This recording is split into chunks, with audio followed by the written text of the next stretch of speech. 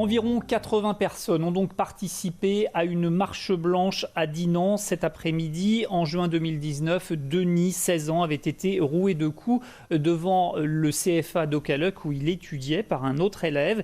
Il était décédé quelques jours plus tard à l'hôpital. Depuis, les expertises se contredisent sur le lien entre l'agression et la mort. La famille se bat, elle, pour obtenir un procès. Reportage de Juliette Vincent-Seigné et Philippe Quéroux.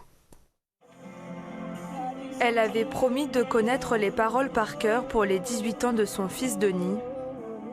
Je t'aime, oh, oh, oh, à la folie, oh, oh, oh, passionnément, oh, oh, à l'ammoniaque.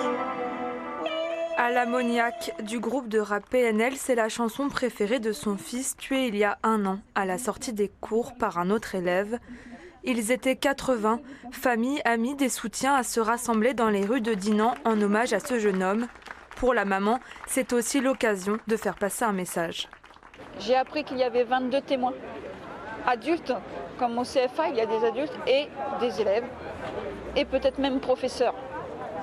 Donc, il a duré plus de 10 minutes son calvaire. Si les gens sur place avaient tout de suite appelé la gendarmerie, les pompiers, le 15, il aurait peut-être été encore avec nous aujourd'hui. Il lui a manqué comme 3 minutes de massage cardiaque, c'est peu. Denis avait 16 ans. Il est mort le 26 juin 2019. 1 mois avant le drame, le jeune avait reçu des messages de mort par son agresseur. À l'origine du conflit, une histoire banale d'ado, de petites copines et de jalousie. À l'époque, la maman avait tenté de déposer une plainte classée sans suite. Il y a des gendarmes qui, à mon avis, auraient dû prendre votre plainte quand il y a eu des menaces sur Denis. Je crois qu'on ne serait pas arrivé dans des extrémités pareilles. 1 an après, l'enquête n'est pas terminée. Le point de blocage entre les deux parties, c'est la raison du décès, à savoir si ce sont les coups ou non qui ont entraîné la rupture d'anévrisme. La mort de Denis a été qualifiée pour des faits de violence ayant entraîné des ITT. Mais j'ai un petit souci avec ça parce que c'est une ITT à perpétuité. On est sur un homicide volontaire, involontaire.